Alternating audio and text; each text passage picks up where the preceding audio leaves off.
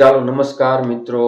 તો ફાઇનલી આપણે official syllabus આવી ગયો છે ને એની અંદર આપણો સ્પેસિફિક સબ્જેક્ટ જે છે એ ઇંગ્લિશ અને ગુજરાતી બંને ભાષાઓમાં છે.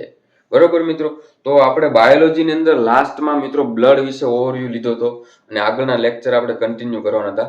પરંતુ મિત્રો હાલ જે છે એ નવી સિરીઝ લઈને આવ્યા છીએ, નવો અધ્યાય આપણે શરૂ કરવા જઈ રહ્યા છીએ અને એ છે મિત્રો એનસીઆરટી જીસીઆરટી નો. બરોબર છે.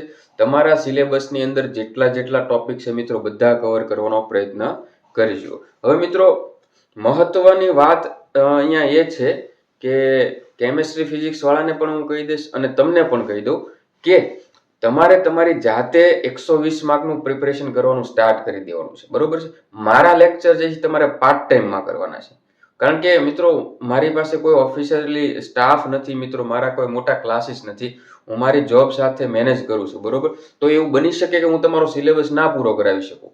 તો કાલ સવારે પછી મને બધા બ્લેમ કરે, અને બ્લેમ કરે તો સાચી વાત છે કે ભાઈ સર તમે કીધું ને અમે તમને ફોલો કર્યા ને તમે સિલેબસ ના પૂરો કરાવી શકે. પરંતુ મિત્રો મેન સ્ટાફ કોઈ છે નહીં મિત્રો, હું એકલો જાતે જ કરું છું, બધું જાતે રીડ કરવું, સમજવું ને પછી તમને કઈ રીતે ઇઝીએસ્ટ વેમાં મિત્રો એક્સપ્લેન કરું આ બધી મહેનત કરતો હોઉં છું.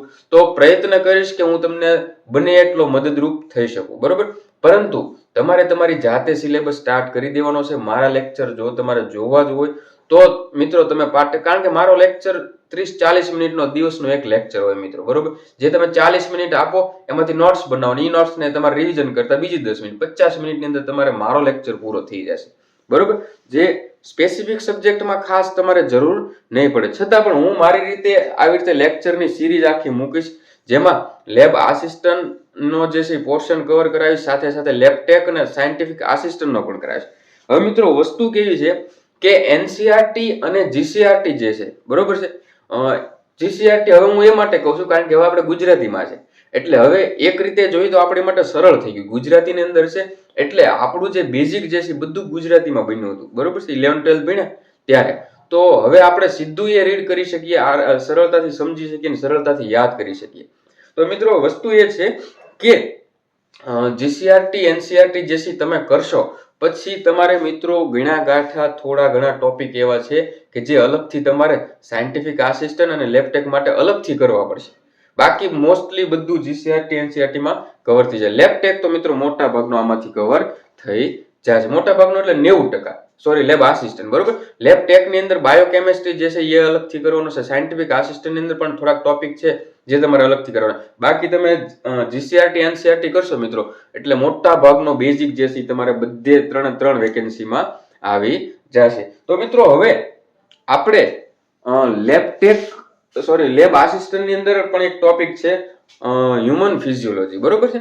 હ્યુમન ફિઝિયોલોજી એટલે શું થાય મિત્રો, ગુજરાતી તો આપણે એનું જોવા જઈએ અકોર્ડિંગ ટુ જીસીઆરટી માનવ દેહ ધર્મ વિદ્યા. કેવું છે?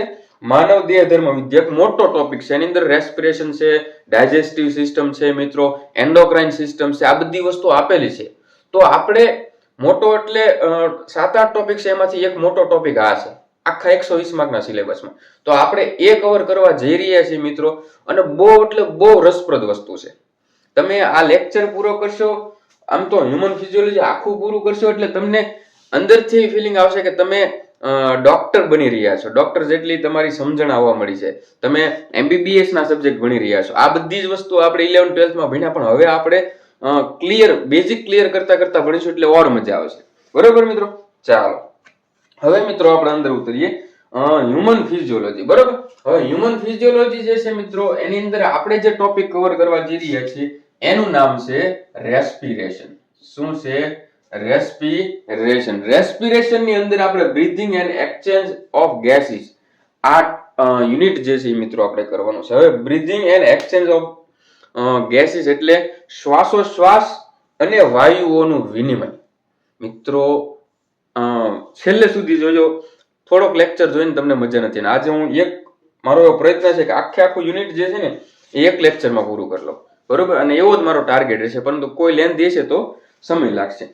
મિત્રો શ્વાસોશ્વાસ અને વાયુઓનું વિનિમય પહેલા હું તમને બેઝિક ઓવરવ્યુ આપી દઉં. બરોબર છે. પછી આપણે મિત્રો એમાં આગળ ચાલશું. બરોબર. ચાલો.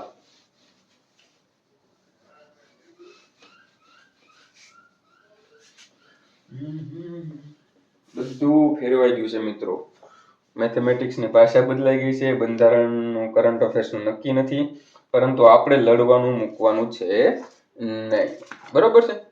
ચાલો, તો સૌથી પહેલા મિત્રો બેઝિક ઓવરવ્યુ આપી દઉં. તમે શ્વાસ લ્યો છો, શ્વાસમાં શું લ્યો? ઓક્સિજન. ઓક્સિજન જાય છે ફેફસામાં, ફેફસાના વાયુકોષ્ઠ મારફતે ધમનીઓની અંદર જાય છે, ધમની જે છે રુધિર હૃદય સુધી પહોંચાડે છે, હૃદયમાંથી આખા શરીરમાં જાય છે, શરીરના ટિશ્યુ પેશીમાં જાય છે, પેશીમાંથી કોષમાં જાય છે, કોષમાં ત્યાં ઓક્સિજન પહોંચ્યો.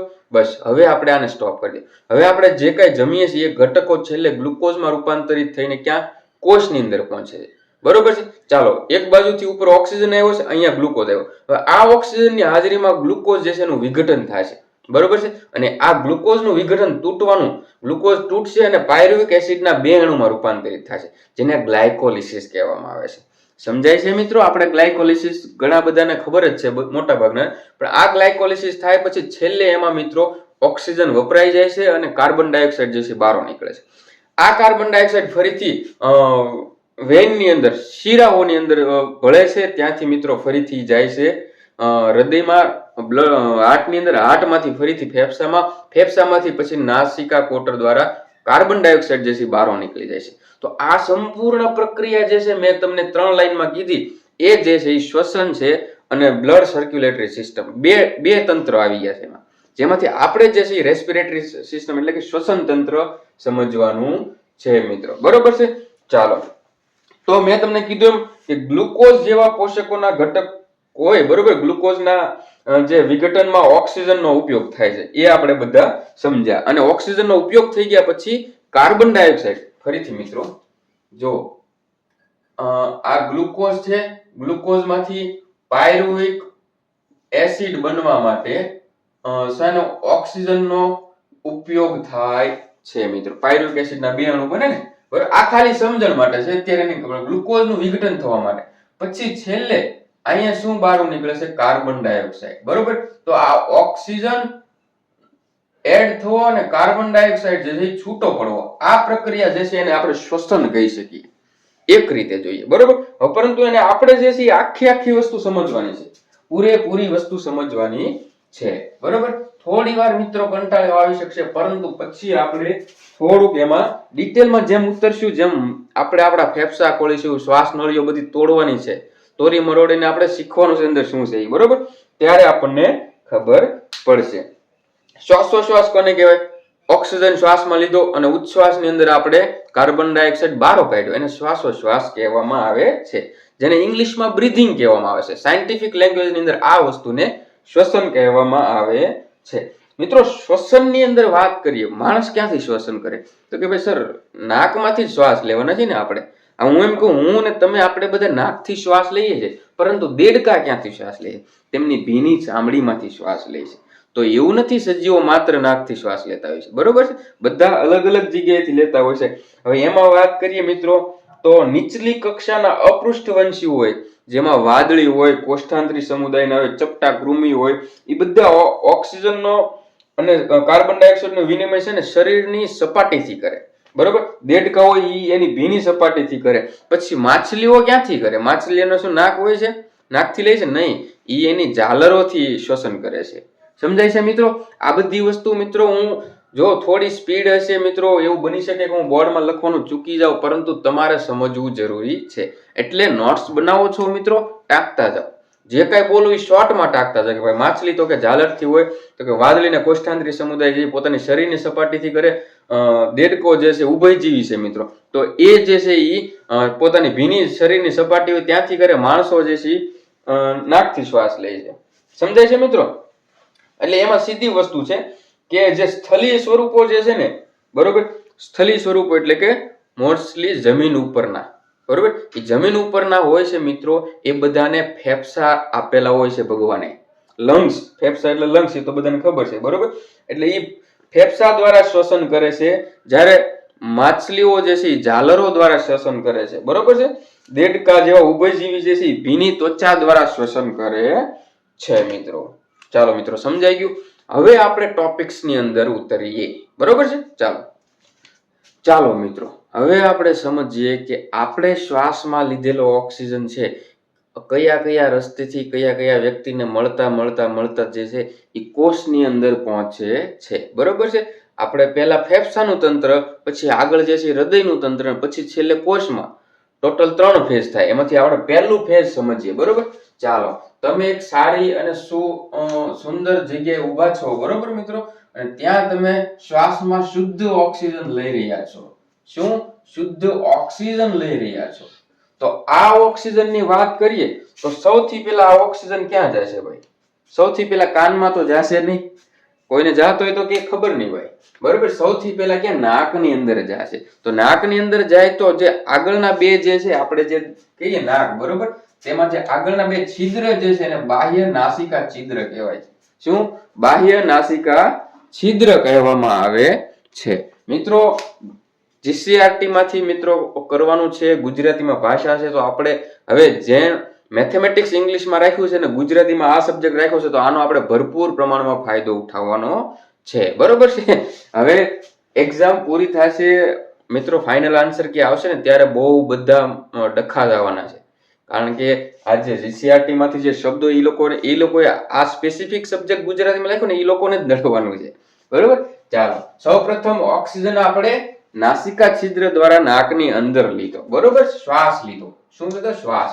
એ નાસિકા છિદ્રમાંથી આપણે ઓક્સિજન લીધો, પછી ક્યાં પહોંચે? તો કે નાસિકા માર્ગની અંદર પહોંચે. જેવા છિદ્ર પૂરું થાય પછીનો જે છે નાસિકા માર્ગ કહેવાય. ઈ નાસિકા માર્ગ થ્રુ અહીંયા પહોંચે ઓક્સિજન, જેને કહેવામાં આવે છે નાસિકા ગુહા. શું કહેવામાં આવે છે? થોડું વિચિત્ર લાગશે મિત્રો, પરંતુ આપણે હવે બંને ભાષામાં સમજવાનું છે. બરોબર. નાસિકા છિદ્રમાં આવ્યો, ત્યારબાદ નાસિકા માર્ગની અંદર ઓક્સિજન આવ્યો, ત્યારબાદ નાસિકા ગુહામાં આવ્યો. બરોબર. ત્યારબાદ જે છે મિત્રો કંઠ નળીમાં પહોંચે છે. શું પહોંચે છે? તો કે ઓક્સિજન જે ખોરાક અને હવા આ બંને માટેનો કોમન વે છે, સામાન્ય માર્ગ છે. બરોબર. ત્યાંથી આ બંને વસ્તુ પસાર થતી હોય છે મિત્રો. તો સૌથી પહેલા બાહ્ય નાસિકા છિદ્રમાં આવે, ત્યારબાદ નાસિકા માર્ગ દ્વારા એ નાસિકા ગુહાની અંદર ખુલે છે. બરોબર છે. અને નાસિકા ગુહા ક્યાં ખુલે છે? સીધી કંઠ નળીની અંદર ખુલે છે. આ કંઠ નળી ખોરાક અને શ્વાસ આ બંને માટેનો હવા માટેનો સામાન્ય માર્ગ છે. કંઠ નળી જે છે એ સ્વર પેટી પ્રદેશ દ્વારા શ્વાસ નળીમાં ખુલે છે. આ કંઠ નળી જે છે સીધી શ્વાસ નળીમાં ખુલે છે, પરંતુ વચ્ચે શું આવે છે? તો કે સ્વર પેટી. સ્વર પેટીની ઉપર આપણે જોઈએ તો કે ઘાટી ઢાંકણ આવેલું હોય છે. શું આવેલું હોય છે? ઘાટી ઢાંકણ આવેલું હોય છે મિત્રો. સમજાય છે? ઓકે, તો આગળ ચાલીએ. સ્વર પેટી જે છે, ઘાટી ઢાંકણ છે, આખું સ્વર યંત્ર જે છે એ કાસ્થીમય પેટી છે. બરોબર છે. અવાજ ઉત્પન્ન કરે છે. આપણું જે અહીંથી અવાજ ઉત્પન્ન થાય છે એ કંઠ નળીની નીચે સ્વર પેટી આવેલી છે ને એની ઉપર ઘાટી ઢાંકણ આવેલું છે. બરોબર.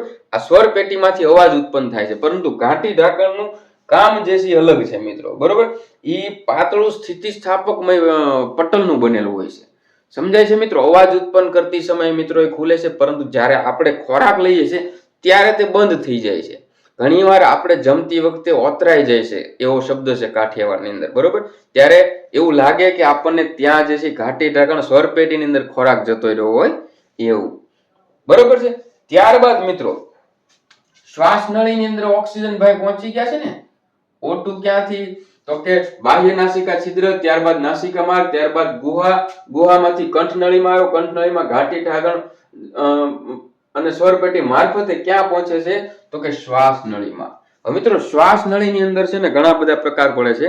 સૌથી પહેલા આવે જે છે મોટામાં મોટું જે છે એ શ્વાસ નળી હોય.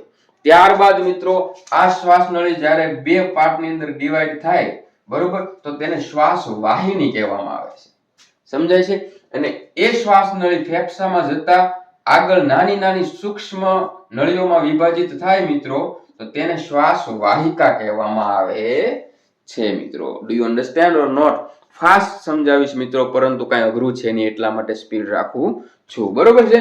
તો શ્વાસ નળી ત્યાંથી ડિવાઈડ થઈને શ્વાસ વાહિની, અને એ પાછી અનંત ઝીણી ઝીણી ઝીણી સૂક્ષ્મ શ્વાસ વાહિકાઓની અંદર વિભાજિત થાય છે. તો ઓક્સિજન ભાઈનો માર્ગ જે છે એ બહુ મોકળો છે. સમજાણ છે? ઓક્સિજન ઘણું બધું વસ્તુ કાપતો આવે છે ને છેલ્લે ક્યાં પહોંચે છે તો કે વાયુ કોષ્ઠમાં.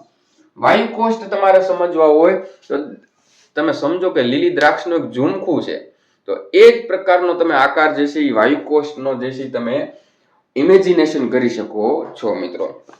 સમજો મિત્રો, આપણે શ્વાસ માટે સૌથી વધારે જરૂરી શું છે તો કે ઓક્સિજન જરૂરી છે. ઓક્સિજન સૌથી પહેલા બાહ્ય નાસિકા છિદ્ર, ત્યારબાદ નાસિકા માર્ગ, ત્યારબાદ નાસિકા ગુહા, ત્યારબાદ કંઠ નળીમાં આવે છે. સ્વર પેટી મારફતે સીધો શ્વાસ નળીમાં જાય છે, શ્વાસ નળીમાંથી શ્વાસ વાહિનીમાં, ત્યાંથી સૂક્ષ્મ શ્વાસ વાહિકાઓમાં પહોંચે છે, ત્યાંથી છેલ્લે મિત્રો એ પહોંચે છે વાયુ કોષ્ઠની અંદર. સમજાય છે મિત્રો? ત્યાંથી ક્યાં પહોંચે છે? વાયુ કોષ્ઠની અંદર પહોંચે છે મિત્રો. હવે મિત્રો, જે લેબોરેટરી ટેકનિશિયન છે ને, બરોબર છે ને, એને માટે એને હમણાં એક પ્રશ્ન પૂછ્યો, બરોબર? પહેલા આપણે અહીંયા પૂછીએ. હવે મિત્રો, આ વાયુ કોષ્ઠ, સૂક્ષ્મ વાહિકા, શ્વાસ વાહિકા, શ્વાસ વાહિની, આ બધા ભેગા મળીને જે વસ્તુ બનાવે છે તેને ફેફસા કહેવામાં આવે છે. શું કહેવામાં આવે છે? ફેફસા. હસના મના હે મિત્રો, ફેફસા કહેવામાં આવે છે, બરોબર? આ ફેફસાની બહારની સાઈડ એક આવરણ આવેલું હોય છે, બરોબર? અને આની અંદર એક પ્રવાહી ભરેલું હોય છે. લેબોરેટરી ટેકનિશિયન જે છે બોડી ફ્લુઇડ જે ભણ્યા છે એમને ખબર છે કે આને જે છે ગુજરાતીમાં ફુફ્ફુસ આવરણ પ્રવાહી કહેવામાં આવે છે, બરોબર? પરંતુ આપણે ઇંગ્લિશમાં જોઈએ તો આને પ્લુરલ ફ્લુઇડ કહેવામાં આવે છે. શું કહેવામાં આવે છે? પ્લુરલ ફ્લુઇડ કહેવામાં આવે છે. આ યાદ રાખજો, બરોબર છે? CSF હોય, પ્લુરલ ફ્લુઇડ હોય. CSF કરોડરજ્જુની ફરતે આવેલું પ્રવાહી છે. પ્લુરલ ફ્લુઇડ તો કે ફેફસાની ફરતે આવેલું છે, બરોબર? ત્યારબાદ સાયનોવિયલ ફ્લુઇડ તો કે જે ગોઠણના જે હાડકા હોય એ બંનેની વચ્ચે આવેલું છે, બરોબર? આ પેથોલોજીસ્ટ હોય, બરોબર, એ જે છે આનું કલેક્શન કરતા હોય છે, બરોબર? દાખલા તરીકે પ્લુરલ ફ્લુઇડ જે છે એનું એનાલિસિસ કરવાનું છે તો અહીંયાથી સીધી સિરિંજ આપે અને ત્યાંથી આ પ્લુરલ ફ્લુઇડનું કલેક્શન કરે મિત્રો, બરોબર? કલેક્શન કરીને એની અંદર શુગર ને બધી વસ્તુ ચેક કરવાની હોય છે. લેબોરેટરી ટેકનિશિયનને ખબર જ હશે જેટલા છે એને. સમજાય છે મિત્રો? ચાલો હવે મિત્રો આગળ ચાલીએ. તો આપણે આપણો ઓક્સિજન ક્યાં પહોંચ્યો ભાઈ? એ તો આ વાયુ કોષ્ઠની અંદર પહોંચ્યો છે. ક્યાં? વાયુ કોષ્ઠની અંદર. આ વાયુ કોષ્ઠ જે છે તે ધમની સાથે અટેચ હોય છે મિત્રો. સમજાય છે? ધમની સાથે જોઈન્ટ હોય છે. એ ધમની ક્યાંથી આવતી હોય છે? હૃદયમાંથી. હવે મિત્રો આ જે અન્ય આકૃતિને મિત્રો હું થોડી મોટી કરીને દેખાડું, બરોબર છે? ચાલો, આ શું છે? આપણો વાયુ કોષ્ઠ છે, બરોબર? અને એની નીચે મિત્રો આ જે છે આપણી ધમની છે. શું છે? ધમની છે મિત્રો. આ ધમની જે છે એની અંદર લોહી ફરતું હોય છે, બ્લડ ફરતું હોય છે. એની અંદર શું હોય છે? RBC હોય છે. શું હોય છે? RBC. આ RBC જે છે, બરોબર, ઈ જે છે આપણે જે આ ઓક્સિજન અહીંયા પહોંચ્યો છે ને, આ ઓક્સિજન સીધો બ્લડ ની અંદર ભળે છે, વાયુ કોષ્ઠમાંથી સીધો રુધિરમાં ભળે છે. અને RBC ની અંદર હિમોગ્લોબિન હોય. હિમોગ્લોબિન ની અંદર મિત્રો 4 ઓક્સિજનના અણુઓ જોઈન્ટ થાય છે અને એ પછી આગળ ચાલે છે અને શરીરની પેશીઓ અને કોષ સુધી પહોંચે છે. કોષ તેનો ઉપયોગ કરી લે છે. ચાલો સમજાઈ દો ભાઈ, સમજાઈ દો. ચાલો, આ જે અહીંથી પૂછું, અહીંથી જે છે એ ઓક્સિજન ક્યાં આવે છે તો કે એક કોષની અંદર, બરોબર? આ ઓક્સિજન છે એ કોષની અંદર આવે. કોષ જે છે એનો ગ્લાયકોલિસિસ ને બીજી અલગ અલગ પ્રક્રિયાઓ માટે ઓક્સિજનનો ઉપયોગ કરી લે. ત્યારબાદ ઓક્સિજનને છોડી દે અને છોડી દે એટલે પછી ઓક્સિજન ને કાર્બન ડાયોક્સાઇડને છોડી દે એટલે ઈ કાર્બન ડાયોક્સાઇડ બ્લડ ભેગો ભળીને ફરીથી વાયુ કોષની અંદર છૂટો પડે છે. સમજાય છે મિત્રો? અને આ વાયુ કોષમાંથી ફરીથી સૂક્ષ્મ વાહિકા, શ્વાસ વાહિની, શ્વાસ નળી, સ્વર પેટી, કંઠ નળી, ગુહા, નાસિકા માર્ગ અને બાહ્ય નાસિકા છિદ્ર દ્વારા કાર્બન ડાયોક્સાઇડ જે છે એ બહાર નીકળી જાય છે મિત્રો. સમજાય છે?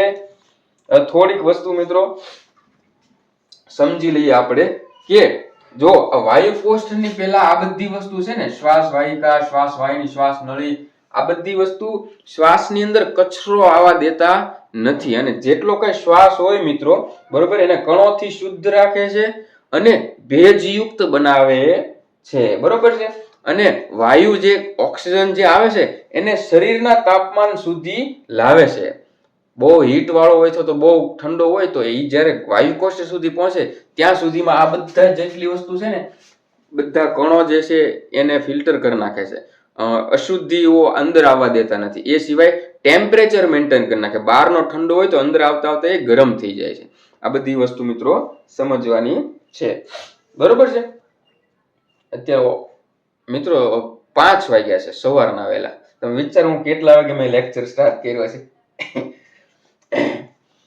તો હવે મિત્રો ફેફસાની વાત કરીએ તો ફેફસા એક હવા ચુસ્ત ખંડ છે, હવા ચુસ્ત સ્ટરાઇલ, બરોબર ને.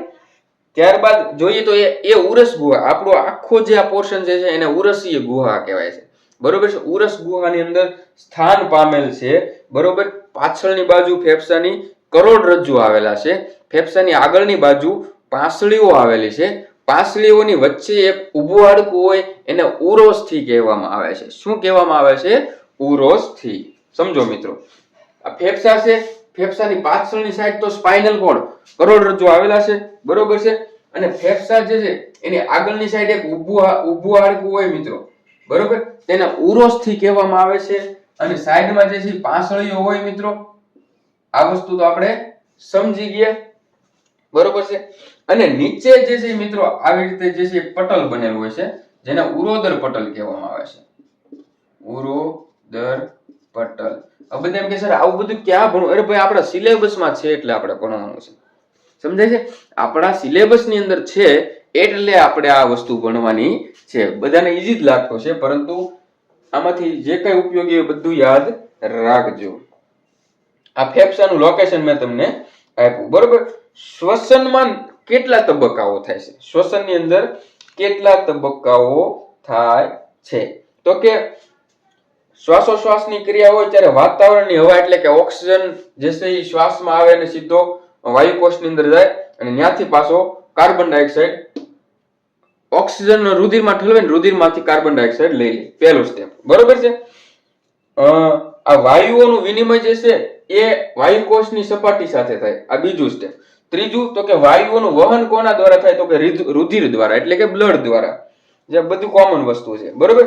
અને આ જે વાયુઓ જે છે પેશીઓ અથવા કોષોની સાથે O2 CO2 ની આપલે થાય છે મિત્રો. અને આ ઓક્સિજનનો ઉપયોગ જે છે મિત્રો અપચયની ક્રિયાઓમાં ગુજરાતી પ્રમાણે જોઈએ તો થાય છે, એટલે કે ગ્લાયકોલિસિસ ને એ બધામાં. ચાલો મિત્રો, આ બધી વસ્તુ તમને સમજાઈ ગઈ હશે. હવે મિત્રો આપણે આગળ ચાલીએ. ચાલો મિત્રો, તો હવે આપણે આગળ વસ્તુ સમજીએ તો શ્વાસ અને ઉચ્છ્વાસને આપણે થોડું આગળ વધારે ડિટેલમાં સમજીએ, એટલે નાનો એવો ટોપિક છે મિત્રો. તો હંમેશા આપણે જોયું 11th-12th માં આપણે ભણીએ કે જે કોઈ પણ વસ્તુ વધારે હોય ત્યાંથી ઓછા તરફ ચાલે, બરોબર. તો શ્વાસનું પણ એવું છે. શ્વાસ જે છે એ ફેફસાની અંદર હવાનું દબાણ જે છે મિત્રો એ ઓછું હોય અને બહારના વાતાવરણમાં હવાનું દબાણ વધારે હોય તો શ્વાસ જે છે એ પોસિબલ રહે છે. સમજાય છે મિત્રો? નથી સમજાતું? ચાલો હું તમને કહું, અત્યારે તમે ને હું બેઠા છીએ, બરોબર. ત્યાં આપણા ફેફસાની અંદર હવાનું દબાણ ઓછું છે અને બહારની બાજુ વધારે છે, એટલે આપણે શ્વાસ જે છે એ આરામથી લઈ શકીએ છીએ, ત્યારે શ્વાસ પોસિબલ છે. હવે મિત્રો આપણે હિમાલયની ટોચ ઉપર જઈએ, બરોબર, જ્યાં હવાનું દબાણ સાવ એટલે સાવ ઓછું હોય છે, તો ફેફસાનું દબાણ જે છે ત્યાં એની કરતા વધી જાય છે. આથી શ્વાસ લેવામાં મિત્રો તકલીફ પડે છે. Do you understand or not? એવી બરફવાળી જે જગ્યા હોય જ્યાં હવા ખૂબ પાતળી હોય અને દબાણ જે છે એ હવાનું ઓછું હોય સાવ એટલે સાવ, ત્યારે મિત્રો શ્વાસ લેવામાં આપણને તકલીફ પડતી હોય છે. તો જ્યારે માઉન્ટ એવરેસ્ટ કે હિમાલય પર જે લોકો જતા હોય ત્યારે ઓક્સિજન માસ્ક લેતા જતા હોય છે, બરાબર. તો હવે મિત્રો એની અંદર આપણે વાત કરીએ તો સૌથી પહેલા મિત્રો જો અહીંયા જે છે ઉરોદર પટલ છે. આ શું છે? તો કે જો આ એક ફેફસું છે, બરોબર, એટલે કોઈ ઓલું ના કરતા. આ શું છે? તો કે ઉરોદર પટલ છે. હવે મિત્રો શ્વાસ લઈએ ત્યારે શું થાય છે તે આપણે સમજવું. જો દાખલા તરીકે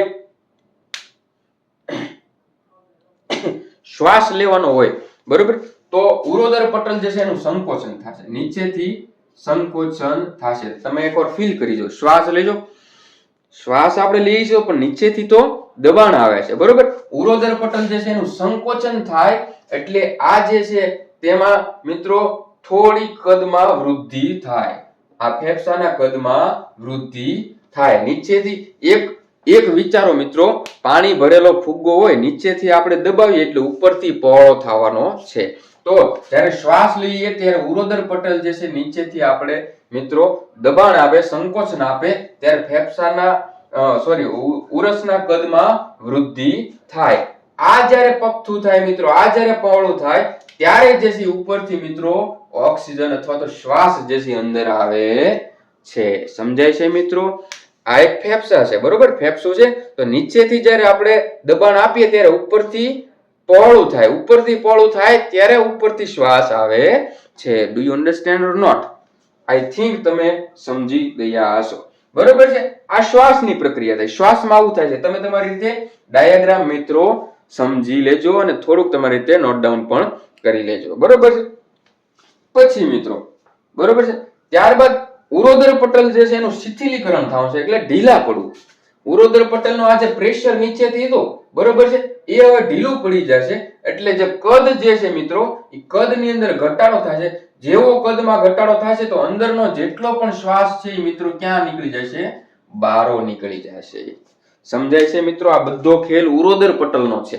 ચાલો, ઉરોદર પટલને ઇંગ્લિશમાં શું કહેવાય તમારે મને કમેન્ટ્સમાં કહેવાનું છે, બરોબર? તો નીચેથી ઉરોદર પટલનું પ્રેશર આવે તો ઉરસ, ફેફસાની અંદરનો ભાગ ઉરસ છે એના કદમાં વધારો થાય. કદમાં વધારો થાય એટલે શ્વાસને હવાને અંદર આવવાની જગ્યા મળી, એટલે અંદર આવી જાય. હવે આ જે દબાણ જતું ઉરોદર પટલનું એ ઢીલું પડી જાય, શિથિલીકરણ થઈ જાય. આથી આનું જે કદ વધ્યું હતું એ પાછું હતું એમ નામ થઈ જાય. આથી હવે અંદર હવાને રહેવાનો ની જગ્યા છે ને એટલે ઉપર પાછા જતા રહેશે. આ કોન્સેપ્ટ મિત્રો 3-4 ફકરામાં હતો, જે મેં તમને 2-3 લાઈનમાં સમજાવી દીધો છે.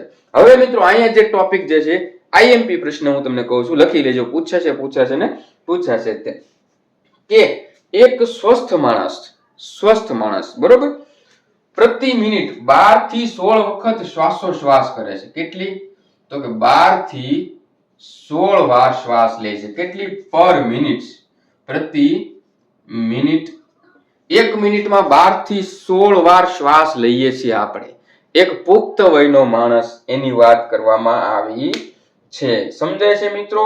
એક સ્વસ્થ માનવ સરેરાશ પ્રતિ મિનિટ 12 થી 16 વખત શ્વાસોશ્વાસ કરે છે, બરોબર? અને આ મિત્રો શ્વાસોશ્વાસની ગતિમાં સામેલ વાયુઓનું કદ જે છે, બરોબર, ઓક્સિજન, કાર્બન ડાયોક્સાઇડ, એનું માપન કરવું હોય, મેઝરમેન્ટ કરવું હોય તો એની માટેનું એક મીટર આવે જેને સ્પાયરોમીટર કહેવાય. શું કહેવાય? સ્પાયરોમીટર નું કામ શું? તો કે શ્વાસોશ્વાસની ગતિવિધિમાં જે વાયુઓ સામેલ હોય છે તેમનું મેઝરમેન્ટ, તેમનું માપન કરવા માટે સ્પાયરોમીટરનો ઉપયોગ થાય છે. ડોક્ટરો યુઝ કરે છે મિત્રો. શેના માટે? તો કે પેશન્ટના ડાયગ્નોસ માટે, મૂલ્યાંકન કરવા માટે. ચાલો મિત્રો, આ વસ્તુ તમને સમજાઈ ગઈ હોય તો હવે એક આપણે અલગ ટોપિક સમજવા જઈ રહ્યા છીએ. જે આ બધી વસ્તુ મિત્રો શ્વસન છે, સમજવાની મજા આવશે, બરોબર છે? ચાલો, શ્વસનનું કદ અને ક્ષમતા, રેસ્પિરેટરી વોલ્યુમ્સ એન્ડ કેપેસિટી.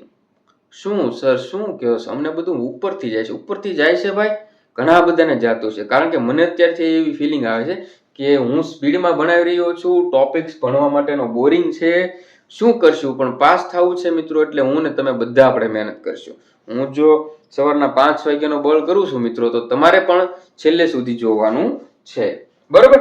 શ્વસનનું કદ અને ક્ષમતા, રેસ્પિરેટરી વોલ્યુમ્સ એન્ડ કેપેસિટી મિત્રો, બરોબર? એની અંદર અલગ અલગ જે છે પેરામીટર સમજવાના છે.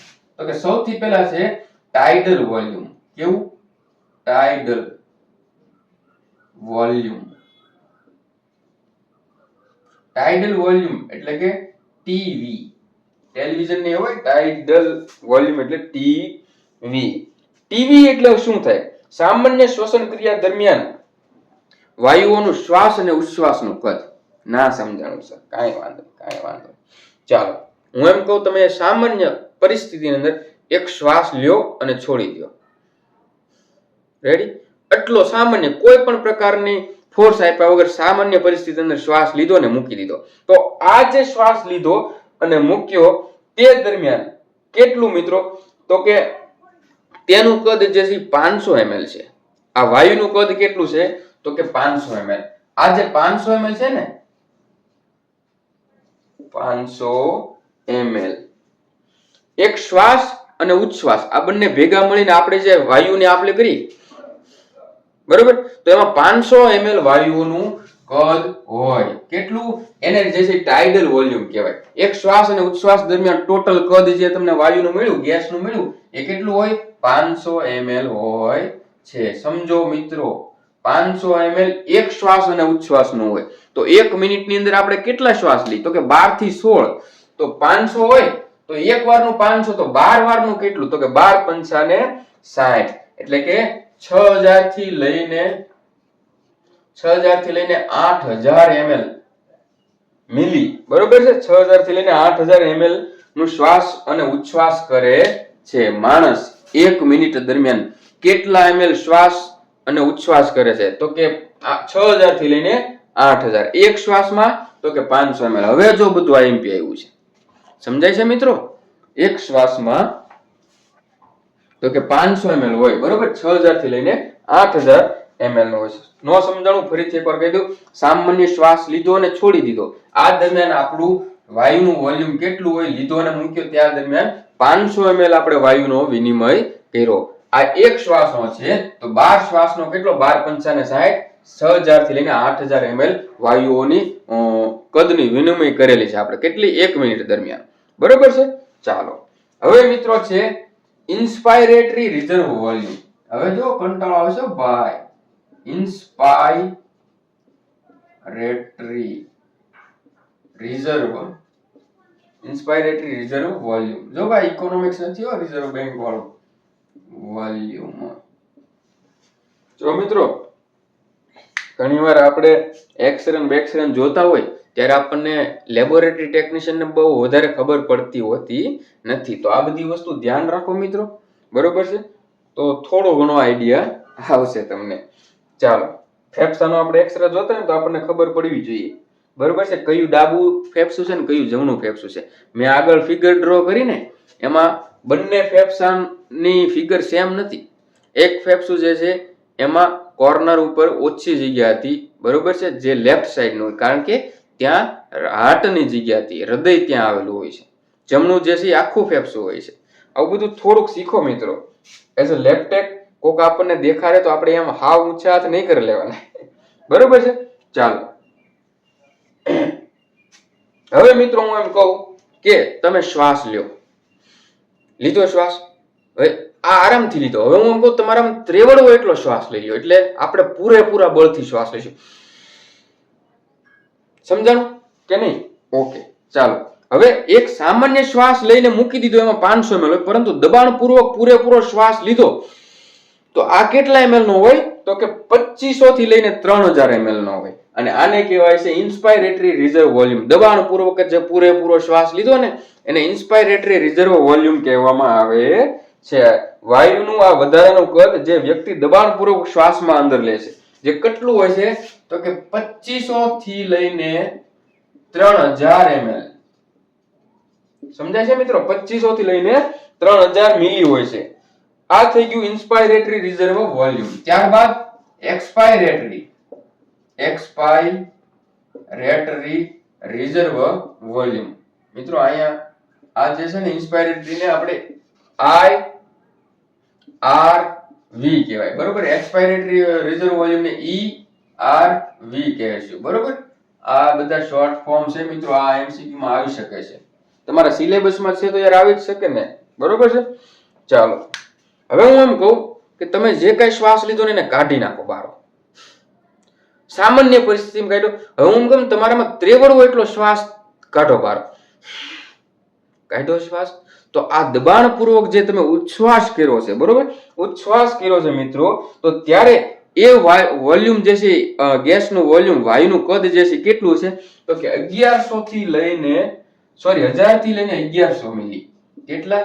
1000 થી લઈને 1100 મિલી, બરોબર છે? આ જે દબાણપૂર્વક મિત્રો વધારાનું કદ જે છે વાયુનું, જે દબાણપૂર્વક વ્યક્તિ દ્વારા બહાર કાઢવામાં આવ્યું છે, તેને કહેવામાં આવે છે એક્સપાયરેટરી રિઝર્વ વોલ્યુમ.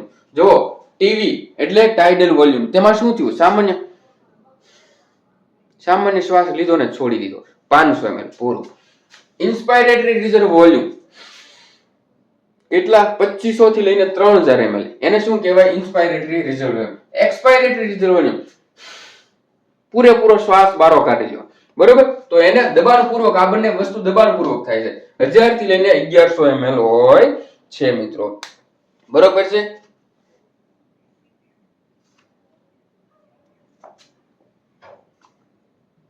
હવે મિત્રો હજી એક નવું છે, જે છે રેસિડ્યુઅલ વોલ્યુમ.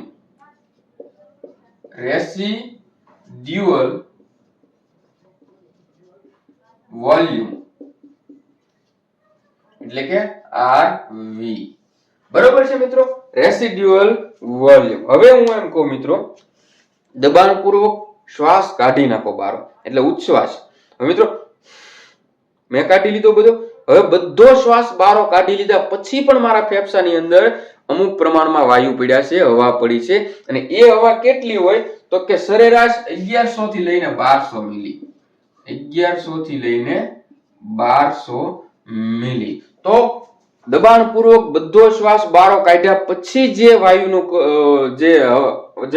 કદ જે છે ફેફસાની અંદર હોય, જે વાયુ ફેફસામાં જેટલો રહેલો હોય તેને કહેવાય છે રેસિડ્યુઅલ વોલ્યુમ. સમજાય છે મિત્રો કે નથી સમજાતું? જો હું એક લેક્ચરમાં પતાવવા માંગુ છું, બરોબર છે? અને મને એવું લાગે છે કે તમે હવે બોર થઈ રહ્યા છો. તો એવું હશે તો આપણે આગળનું જે છે અહીંથી નવો ટોપિક પછીના લેક્ચરમાં લઈશું. તમે મને લેક્ચરની લેન્થ કહેજો, બરોબર મિત્રો? ચાલો, આ થઈ ગયું મિત્રો. ત્યારબાદ હવે આગળ વસ્તુ કરીએ.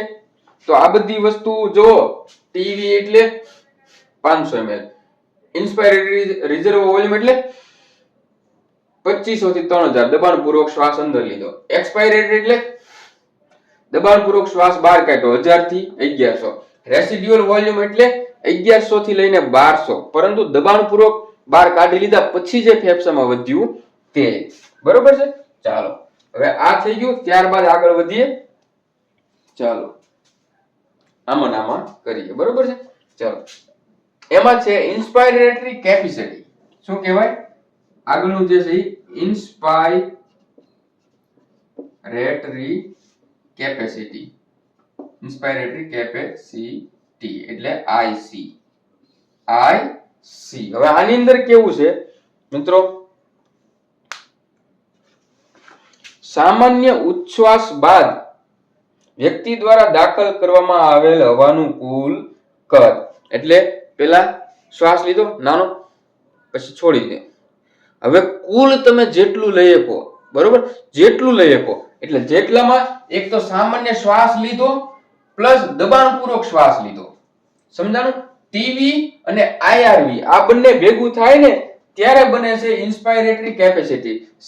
પેલા બધો સામાન્ય શ્વાસ ઉચ્છ્વાસ કરી નાખ્યો, સામાન્ય કાઢી લીધો, પછી સામાન્ય શ્વાસ, હવે દબાણપૂર્વક. એટલે પેલા ટીવી જુઓ અને પછી આઈઆરવી ઇન્સ્પાયરેટરી રિઝર્વ વોલ્યુમ, આ બંને ભેગું થાય ને મિત્રો ત્યારે બને છે ઇન્સ્પાયરેટરી કેપેસિટી. તો અહીંયા હું એમ લખીશ ટીવી પ્લસ આઈઆરવી. મિત્રો કન્ફ્યુઝ ના થતા હો ભાઈ, પ્લીઝ યાર થોડુંક ધ્યાન રાખજો, યાદ રાખવાનો પ્રયત્ન કરજો. ત્યારબાદ આવશે એક્સપાયરેટરી કેપેસિટી. એક્સપાયરેટરી કેપેસિટી, બરોબર? જેને ઈસી કહેશું આપણે. શું કહેશું? ઈસી. તો એમાં કેવું છે? સામાન્ય શ્વાસ લઈ લો, પેલા લઈ લીધો. હવે મિત્રો વ્યક્તિ સામાન્ય શ્વાસ લીધા બાદ તમે પેલા શ્વાસ બારો કાઢો. એટલે આ સામાન્ય શ્વાસ બારો કાઢ્યો, તો સામાન્ય શ્વાસ બારો કાઢ્યો એ કેટલો? 500 ml, બરોબર? ત્યારબાદ દબાણપૂર્વક શ્વાસ બારો કાઢો, એ કેટલો? તો કે 1000 થી 1100. તો ટીવી પ્લસ ઈઆરવી, બરોબર છે? TV plus ERV, tidal volume plus expiratory reserve volume, આ બંને ભેગું થઈને એક્સપાયરેટરી કેપેસિટી બને છે ઈસી. ભૂલાય નહીં મિત્રો, બરોબર છે? સામાન્ય પેલા શ્વાસ ઉચ્છ્વાસ કરી લો મિત્રો, કાઢી લો શ્વાસ, પછી શ્વાસ લ્યો સામાન્ય શ્વાસ આવ્યો ત્યારબાદ દબાણપૂર્વક લ્યો, દબાણપૂર્વક આ બંને ભેગું થાય ત્યારે આઈસી બને, ઇન્સ્પાયરેટરી કેપેસિટી, બરોબર. પછી સામાન્ય શ્વાસ લીધો પછી કાઢી લ્યો તો સામાન્ય શ્વાસ કાઢ્યો ત્યારબાદ દબાણપૂર્વક શ્વાસ બહાર કાઢ્યો એટલે બધું થઈને શું બને? EC, expiratory capacity. સમજાય છે મિત્રો? ચાલો તો હવે મિત્રો આવે છે ફંક્શનલ રેસિડ્યુઅલ કેપેસિટી. શું છે? ફંક્શનલ રેસિડ્યુઅલ કેપેસિટી એટલે શું થાય? એફઆરસી. એફઆરસી શું છે? FR, functional residual capacity. આ મિત્રો આ હું કઈ તમને ડાયાગ્રામ થી ન સમજાય, આ હું મારા શ્વાસ ઉચ્છ્વાસ થી હું સમજુ, એ તમારા શ્વાસ ઉચ્છ્વાસ થી તમે સમજો. સમજાય છે? બ્રીથિંગ નો મામલો છે આખો ભાઈ. ચાલો આની અંદર કેવું હોય છે? સામાન્ય ઉચ્છ્વાસ બાદ એટલે કે શ્વાસ લીધો, સામાન્ય બહાર કાઢી લીધો, સામાન્ય શ્વાસ બહાર કાઢ્યો. હવે ફેફસામાં રહેલ હવાનું કદ સમજાણું? હવે ફેફસામાં રહેલું હવાનું કદ તો કે એની અંદર શું આવશે? ચાલો સમજીએ એની અંદર શું આવશે. તો કે સામાન્ય ઉચ્છ્વાસ કર્યો એટલે ટીવી તો નીકળી ગયું, એટલે આપણે ટીવી જે આ જે છે એ તો ગણવાનું છે નહીં. તો એફઆરસી બરાબર થશે ઈઆરવી એટલે કે દબાણપૂર્વક જે આપણે શ્વાસ કેટલો બારો કાઢી તો કે 1000 થી લઈને 1100. એક ઈ પડ્યો છે સામાન્ય ઉચ્છ્વાસ બાદ ફેફસામાં શું પડ્યું છે તો કે ઈઆરવી દબાણપૂર્વક કાઢવાનો તો એ પડ્યો છે, અને બીજું તો કે દબાણપૂર્વક કાઢ્યા પછી ફેફસામાં કેટલો વધે તો કે 1100 તો એ પણ પડ્યો છે. ઈઆરવી અને આરવી. સમજાય છે મિત્રો કે નથી સમજાતું? કન્ફ્યુઝ ના થતા બસ અહીંયા રાખીને આગળનું હું સ્ટોપ કરી દઈ. નેક્સ્ટ લેક્ચર ની અંદર આપણે ભણીશું. બરોબર છે? ચાલો એટલું વસ્તુ તમે સમજો, પેલા હું એટલું સમજાવી દઉં પછી તમને આગળ. ટીવી સામાન્ય શ્વાસ 500, ઉચ્છ્વાસ તો કેમાંય 500, બરોબર છે. ત્યારબાદ ટોટલ 500 એમ ગણી લો, અને 1 મિનિટનું તો કે 12 વાર શ્વાસ લે એટલે 6000 થી લઈને 8000. ઇન્સ્પાયરેટરી રિઝર્વ વોલ્યુમ દબાણપૂર્વક શ્વાસ લેવો કેટલો? 2500 થી લઈને 3000.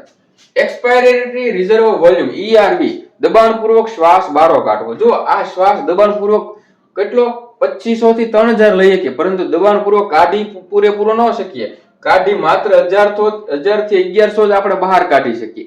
તો એ સિવાય પણ દબાણપૂર્વક બહાર કાઢ્યા પછી પણ રેસિડ્યુઅલ વોલ્યુમ મુજબ 1100 થી 1200 જે ml નો શ્વાસ પડ્યો છે, અંદર હવા પડી છે, બરોબર છે. ત્યારબાદ ઇન્સ્પાયરેટરી કેપેસિટી તો કે સામાન્ય શ્વાસ લીધો 500, દબાણપૂર્વક શ્વાસ લીધો આગળ 2500, તો ટોટલ 3000 જેવું થઈ જાય મિત્રો, બરોબર છે. તો ટીવી પ્લસ આઈઆરવી એક્સપાયરેટરીમાં ટીવી પ્લસ ઈઆરવી દબાણ પેલા કાઢ્યો શ્વાસ સામાન્ય, પછી દબાણપૂર્વક બારો કાઢ્યો, બરોબર. અને ફંક્શનલ રેસિડ્યુઅલ કેપેસિટી એટલે કે ઈઆરવી પ્લસ આરવી. સમજાણું? ઈઆરવી એટલે શું? પેલા આમાં એક સામાન્ય ઉચ્છ્વાસ લીધો ત્યારબાદ ઈઆરવી તો કે દબાણપૂર્વક શ્વાસ બહાર કાઢ્યો અને એના સિવાયનો પડ્યો, તો આ બંનેનો ટોટલ થશે ઈઆરવી ને આરવી. સમજાય છે મિત્રો? સમજજો યાર, સમજજો, બરોબર છે? સમજજો. ચાલો નાનું થોડુંક હજી બસ, વધારે કાંઈ છે નહીં.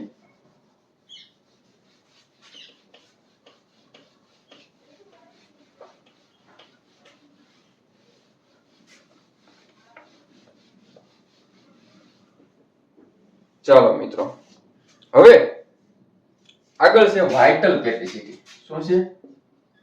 આ બધું આઈએમપી છે ને એટલે કરાવું છું ભાઈ, નકર હું એટલું બધું ન કરાવત. કેપેસિટી, વાઇટલ કેપેસિટી વીસી, બરોબર છે. એની અંદર શું થાય? વ્યક્તિ દ્વારા દબાણપૂર્વક ઉચ્છ્વાસ બાદ શ્વાસોશ્વાસમાં હવાનું મહત્તમ કદ.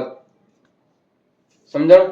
આમાં ઈઆરવી, ટીવી અને આઈઆરવી નો સમાવેશ થાય છે, અથવા આ હવાની મહત્તમ માત્રા છે જે વ્યક્તિ દબાણપૂર્વક શ્વાસ બાદ ઉચ્છ્વાસ કરી શકે છે. ચાલો આની અંદર વાઇટલ કેપેસિટી ની અંદર મિત્રો જોઈએ તો ઈઆરવી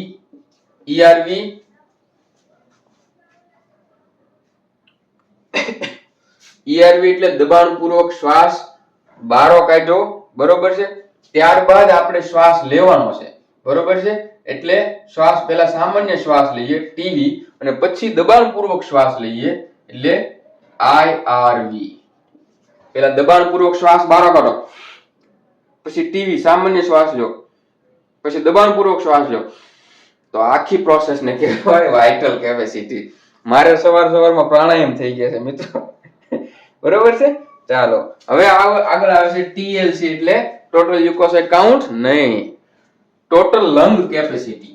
લંગ એટલે ફફસા, total lung capacity. TLC. Yo, brother, TLC. Do you understand or not? You must have to understand. It's not total leukocyte count. It's total lung capacity. Yes.